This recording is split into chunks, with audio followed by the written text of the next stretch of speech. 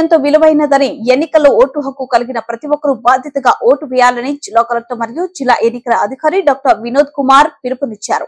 మంగళవారం అనంతపురం నగరంలోని ఆర్ట్స్ కళాశాల గ్రౌండ్ లో స్వీప్ యాక్టివిటీలలో భాగంగా ఎన్నికల సింబల్స్ పై మహిళలకు నిర్వహించిన రంగోలీ పోటీలలో జిల్లా కలెక్టర్ మరియు జిల్లా ఎన్నికల అధికారి పాల్గొని ఓటు హక్కుపై అవగాహన కల్పించారు.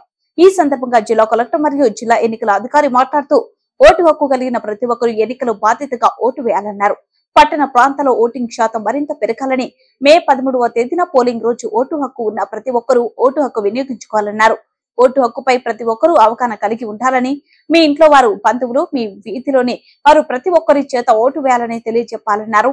మీ ఓటు ఏ పోలింగ్ కేంద్రం పరిధిలో ఉందో ముందుగానే తెలుసుకోవాలన్నారు.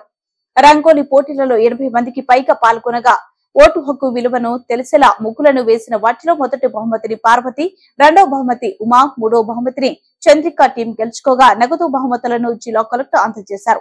ఈ కార్యక్రమంలో RDO G Venkatesh, ZP deputy CEO Lalitabai, MEPMA PD Vijayalakshmi, వివిధ స్వచ్ఛంద సంస్థల మహిళలు తదితరులు పాల్గొన్నారు.